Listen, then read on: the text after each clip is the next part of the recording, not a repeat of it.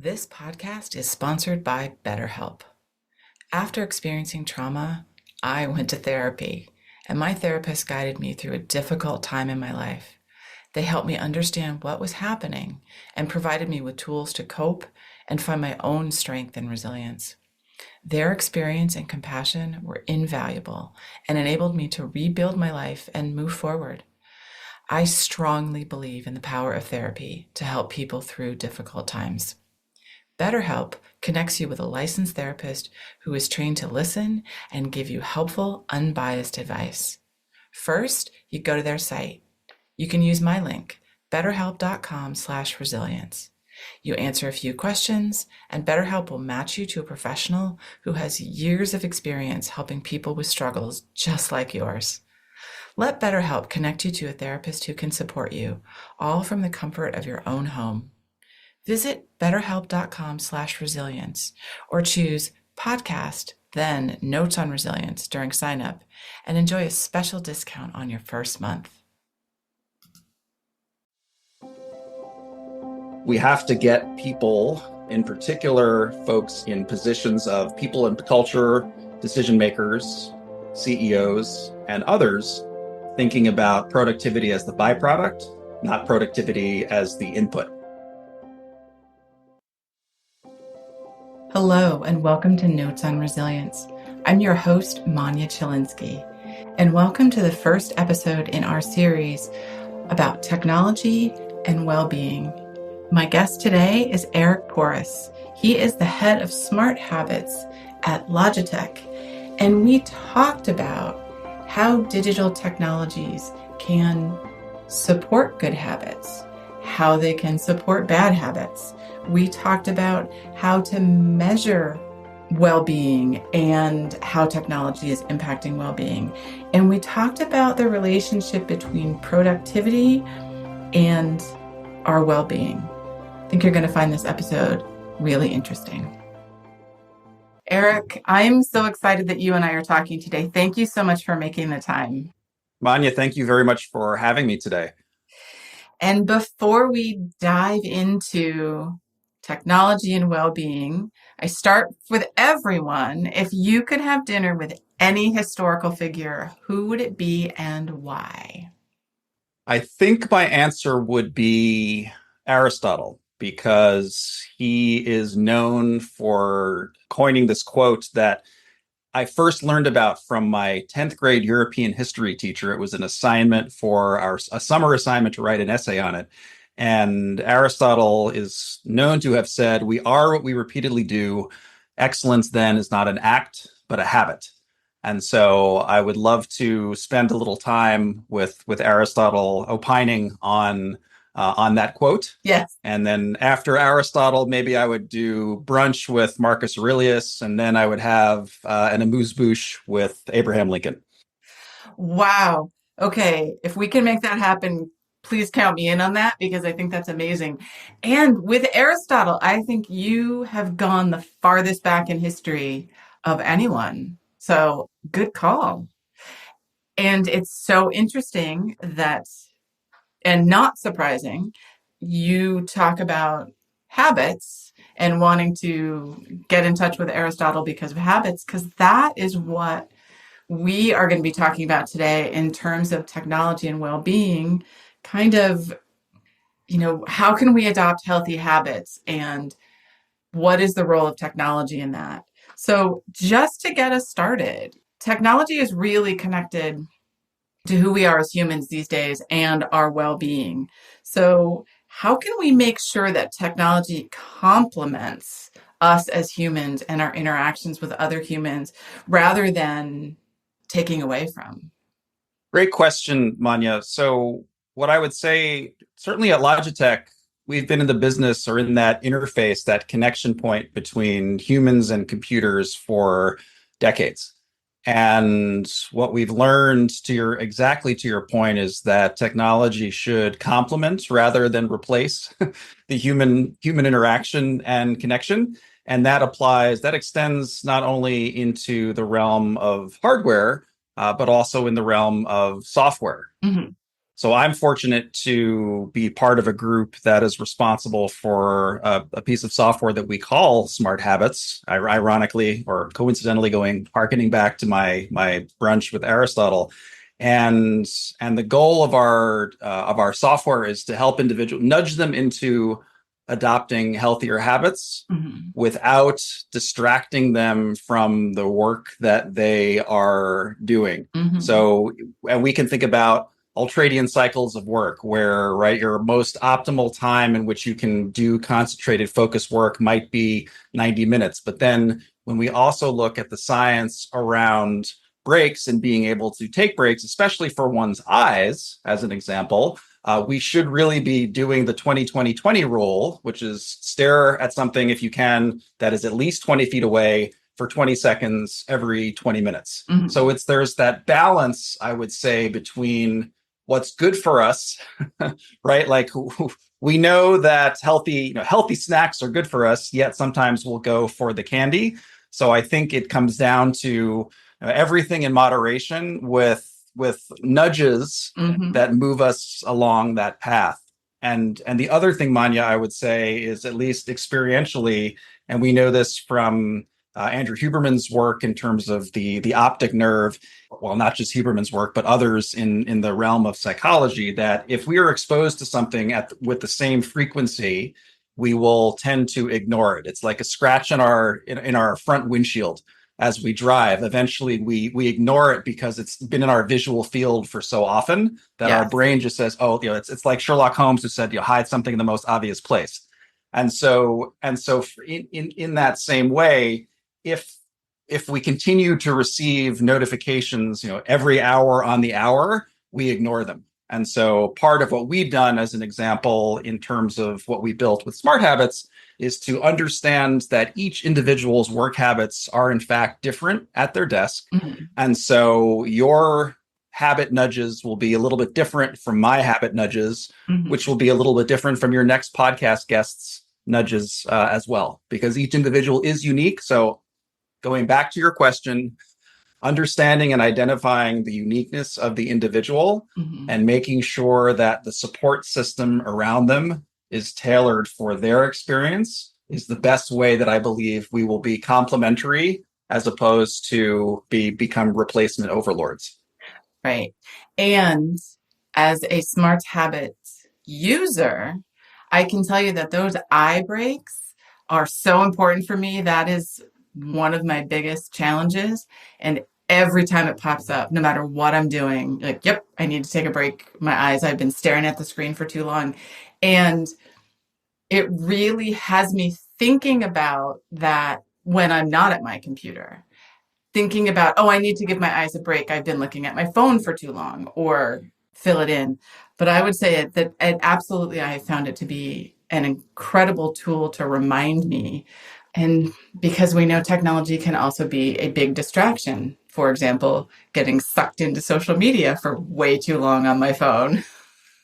Doom scrolling. No, well, sure. And look, what we found is that whenever somebody starts using smart habits, and this is not the paid for by smart habits show with Manya Chilinsky, but what we do know is that people who use smart habits after 100 days of use. Mm. So if we look at, let's say, James Clear's work in Atomic Habits and others who've studied habits, the average person needs about 66 days or so, in fact, to form a new habit. Now, is that 66 business days? Is that 66 calendar days? Who knows? But we said, okay, let's give ourselves the benefit of the doubt and look at, on a pre-exposure basis, let's survey people who use smart habits or who are about to use smart habits on some of the practices that they could do every day already, whether that be practicing mindful breathing, taking any kind of break, standing up from their desk, and resting their eyes, to use the very specific example of resting eyes. Mm. And then 100 days later, after they've been using the software, we survey that same cohort of people again. And we ask them, oh, okay, have you done the following? And what we find is that people are 261% as of the timing of this podcast, 261% more likely to rest their eyes than they did before. So Okay. that to me is a great data point in terms of the complementary activity Yes. that we are enabling, and it is a net positive habit forming support mechanism that helps the individual. Yes. So a powerful tool for technology that's helping us with our well-being, not pulling us away or being a distraction, which a lot of it feels like a lot of technology is just that net negative in terms of our attention. So, because of your work, that organizations are always looking, seem to be always looking for technologies to increase efficiency, to increase productivity. But how can an organization in particular make sure that the steps they take or the technology they use prioritizes employee well-being or mental health or wellness, that it's not just let's throw more technology at it without thinking about the human side? Great question, Manya. So, experientially, what I will say is that productivity should be a byproduct of our well being. And I think many organizations flip it in reverse to your point, and they say, oh, we want you to be more productive. And I said, well, when you're sick, can you be productive? When you have a cold, can you be productive? When you have burnout, can you be productive? Let's see, the American Psychological Association estimates that more than $500 billion is lost every year due to workplace stress. Yeah. WHO, World Health Organization, identified stress as a health epidemic for the 21st century, for instance. And then, gosh, it was Deloitte that's found that 77% of respondents in one of their recent workplace surveys experienced burnout from their current job. Yeah. So if we look at those numbers, you can't say, oh, but you have to be more productive. It doesn't work that way. It works from saying, you need to take care of yourself, because when you are your best self, you will be, but productivity is a natural byproduct of that. It can't happen the other way around. And so we look at, similarly with SmartHabits, we look at metrics again in that pre and post exposure basis and say, does workplace satisfaction increase? And we find that it does. Does your sense of personal wellness increase pre and post? And we find that it does as well. And so those are meaningful values that we can apply, that we can attribute to, not wholly, but in part due to that software-enabled kicker. But again, I would go back to what I stated before, which is we have to get people, in particular, folks in positions of people and culture, decision makers, CEOs, and others, thinking about productivity as the byproduct, not productivity as the input. Yes, absolutely. Thank you for that. I love the words that you're saying. They fit so with the way that I think about the world too. So technology is a great tool for inclusion. It's enabled us to connect in ways we never have before, but it can also create barriers, and people have different abilities to access or interact with digital technology in particular. So how can organizations make sure that any digital health initiatives are inclusive and accessible to employees, whatever their background may be? Great question, Manya. So if we think about the startup culture mentality of start small, fail fast, Mm-hmm. I think very often, especially when we get to enterprise organizations, it almost works in reverse, in which they want to start large and fail slowly and big over time. And so it is challenging, not impossible, but it is challenging to find those innovation pockets of excellence. It's almost like I wish every enterprise, every Fortune 500 company, Fortune 1000 company, maybe you can, let's say Fortune 2000, start dipping into the mid market as well, has at least one or two entrepreneurs in residence Mm-hmm. that have lived startup culture in some way, shape, or form. And he or she are empowered to be able to run small pilots, Mm-hmm. because that is the place in which you start with a cluster. You don't say, oh, this is a broad mandate that we have to do with every individual. No, start small and then identify what the weaknesses are before you roll out a global a global initiative. Hmm. I would also say, well, it's all about. I think it is as you know about baby steps, Hmm. and also you can't measure, or rather you can't manage what you don't measure. So identifying the metrics ahead of time is important, and then of course, any, as they say, right, any technology that really works is supposed to be practically indistinguishable from magic. So everyone can take a look at the Apple onboarding process, for instance, for any of Apple's products, and if you can say it just works, Yes. you don't need to read a manual to understand how it works. If you look at how babies and very, very, very young adolescents interact with screens and how they adapt very quickly to any form of screens, and especially two-way haptic interaction. Mhm. That's another way to understand how to build systems that are in fact inclusive for all, that leave no child behind. Is really is we can apply that same mentality and modality to developing systems for solutions for larger organizations over time as well. I hope that answered your question.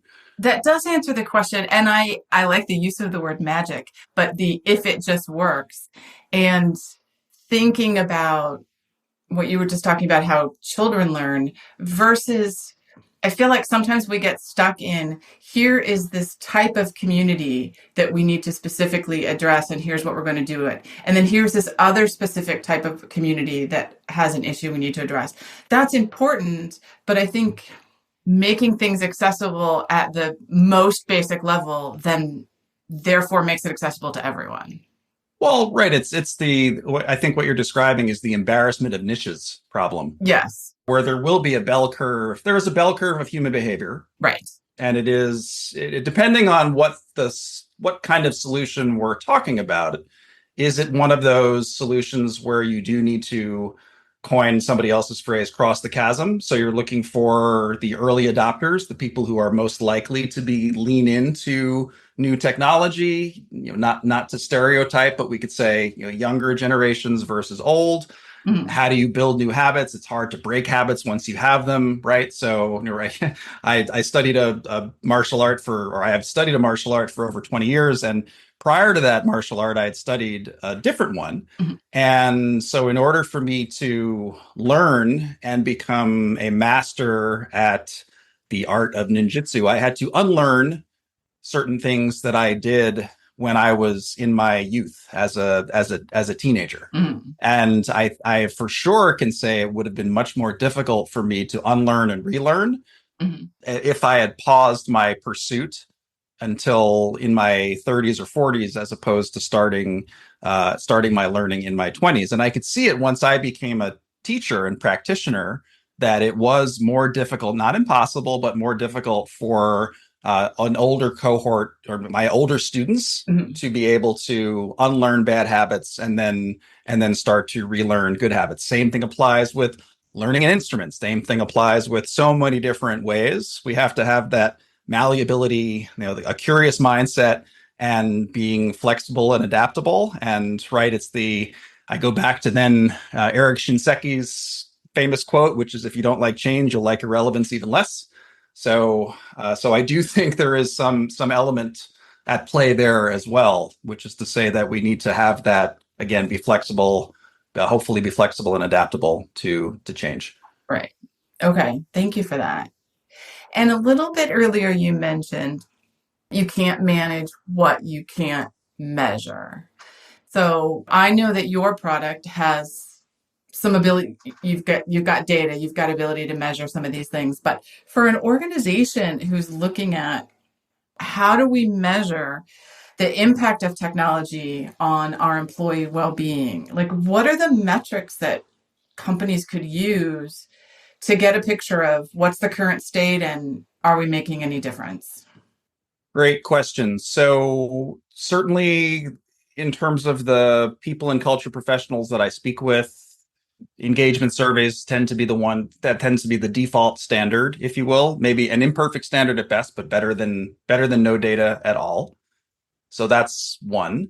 Number two is I would look at if there were any initiative what is the goal of that initiative? Is it to, for instance, reduce the healthcare costs that the employer has to contribute on behalf of the individual? So we know, for instance, that in the United States, at least, US healthcare costs are approximately 5% or so of GDP.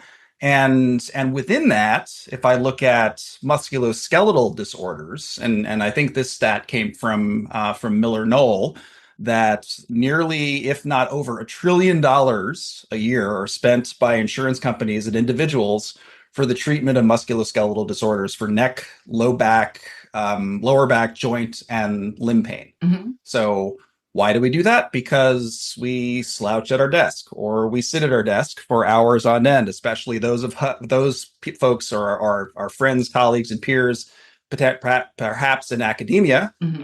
who are in the business of grant writing, as an example, which takes a long time. Grading papers takes a long time. There are many different ways in which knowledge workers have so much knowledge that they have to sit at their desk to get their work done. Um, but that inherently, not everybody can afford necessarily an Aeron chair, although you tend to see them lots of times in backgrounds of Zooms. But if that's the case, what can we do to help? What can we do to help inspire people to be able to break that habit of sitting at their desk or slouching at their desk, which then contributes to that pain? Well, we can nudge them in our case. And we know that, and again, going back to metrics, we know that people are 154% more likely to stand up from their desk and 117% more likely to stretch during their day when they use smart habits versus when they don't. Right. So again, I look at that on a metric basis and say, okay, there's something there that we're doing. And at a certain time, depending on the organization, depending on, at least in our case, our software distribution within an organization, we can then compare what were the healthcare costs associated with the treatment of those pain disorders Yeah. pre and post, and see whether there's been a net difference Hmm. in those. That's a longer term initiative that we're undertaking right now, but it's something that I expect that we should see a negative contribution, which is which is a positive in the sense that those healthcare costs do decline a bit because we're encouraging these better behaviors that ultimately not just are better for the employer, but are better for the individual. So that's, I think, a case where a metric that you can manage ultimately becomes a net win Yes. for both participants, both the employee as well as the employer. Absolutely. Okay. I was thinking about how we think about technology, and particularly digital technology. And it seems like, so I grew up before the internet was available to the public. Back in the day, you had a landline. You couldn't be in touch with somebody if you were in your car. And I look at a lot of the things that have changed in my lifetime and think, oh, this is great. I have this phone and I can do XYZ on it when I'm away from my desk. And I think we tend to look at technology as a positive and that we're moving in a positive direction. Is that really true? Are we giving too much over to technology? So, great question. When is the last time you used a map to plan a trip to go from point A to point B? Well, can I tell you, I hate that the last time I used one was a really long time ago. I love paper maps. I love paper maps too. I grew up in the New York area and I have a picture, I have a drawn map of the middle of New York City from the 1950s that I have hanging on a wall that I inherited from my grandparents because I love the process of map making. Yeah. I still use maps to this day when skiing as an example, but that's one that is a and maybe an impractical skill that is easily offloaded to a device. Hmm. Conversely, I also have four children, three of whom are of telephone age, and occasionally I don't remember their phone numbers Hmm. because I've offloaded that memory bit into a device that is universally accessible to me.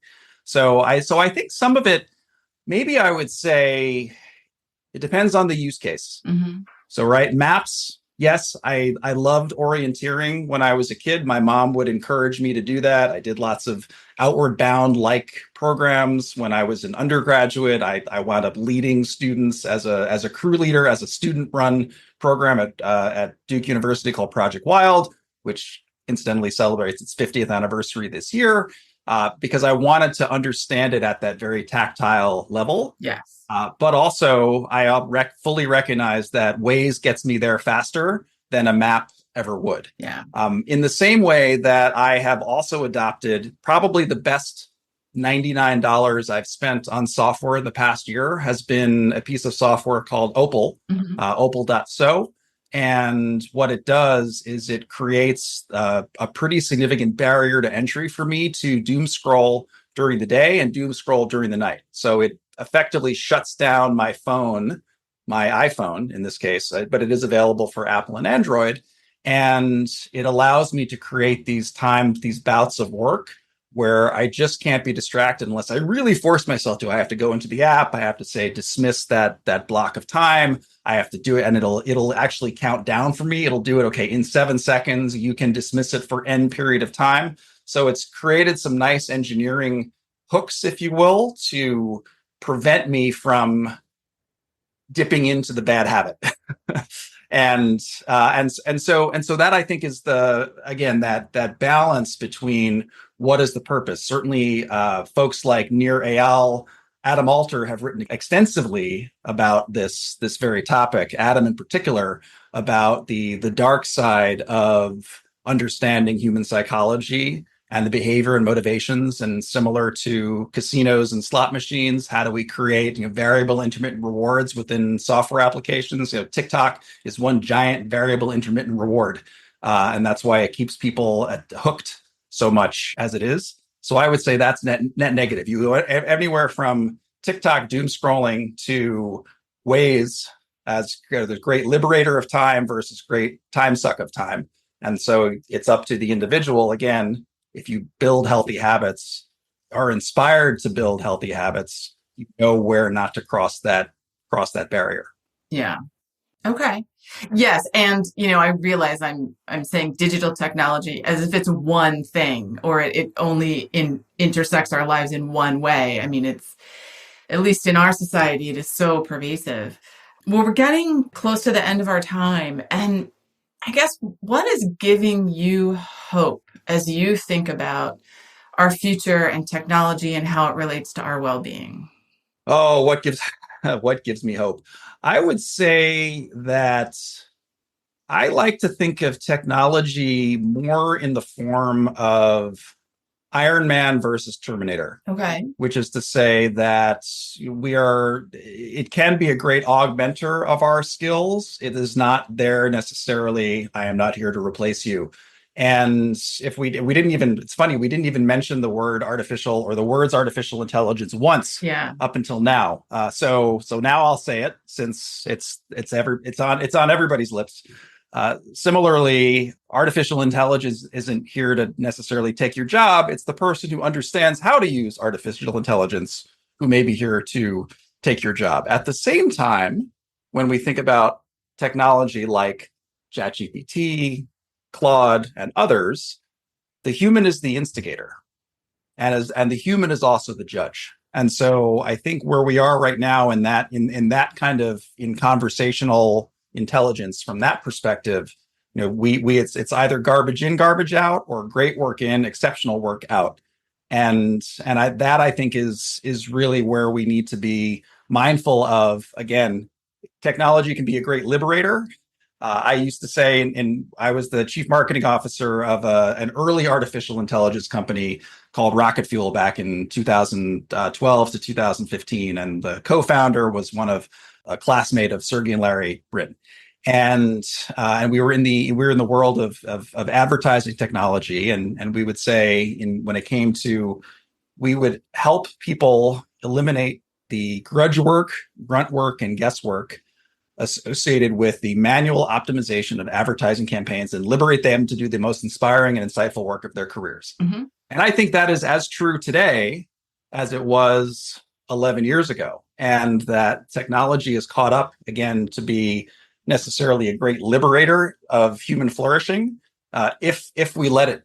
If we let it to, if we allow ourselves not to be completely consumed by it, but if we allow it to be for us to be liberated with it, and that is my hope. That is my hope for humanity, that we see technology as an augmenter, an enabler, and liberator, and not a tyrant and and destroyer of worlds. Yes, that we see in so many movies where somehow technology has sent us all back to the dark ages because we haven't, I don't know, we haven't learned the right lessons or something. Although that would also be a pre, that would be even a pre-map era. So I suppose for those of us who grew up in the, in the age of orienteering and compasses, that could be a nice liberating artifact as well to experience all over again. Absolutely. Eric, thank you so much. This was fabulous conversation. And before we log off, can you tell our listeners how they can learn more about you and your work? Sure. So thank you, Manya, so much for your time and reaching out. I am available on LinkedIn. I'm available on Twitter at eporus. I'm the SmartHabits is one of the initiatives I'm responsible for at Logitech. Anyone can find out about it and download SmartHabits for themselves at smarthabits.logitech.com. And I'm again super thankful for taking the time or having this time with you, and really appreciate the questions, and look forward to both listening to more of your guest speakers on this delightful podcast. So thank you very much. Oh, thank you so much. And I'm going to put links to everything you just said in the show notes so people can get a hold of you and SmartHabits if they're interested very easily. So thank you, Eric, so much. Thank you, Manya. Thank you for listening. I hope you got as much out of this conversation as I did. So if you'd like to learn more about me, Manya Chilinsky, I work with organizations to help understand how to create environments where people can thrive after difficult life experiences. And I do this through talks and consulting. I'm a survivor of mass violence, and I use my experience to help leaders learn about resiliency, compassion, and trauma-sensitive leadership, to build strategies to enable teams to thrive and be engaged amidst difficulty and turmoil. If this is something you want to learn more about, visit my website, www.manyachilinsky.com, or email me at manya@manyachilinsky, or stop by my social media on LinkedIn and Twitter. Thanks so much.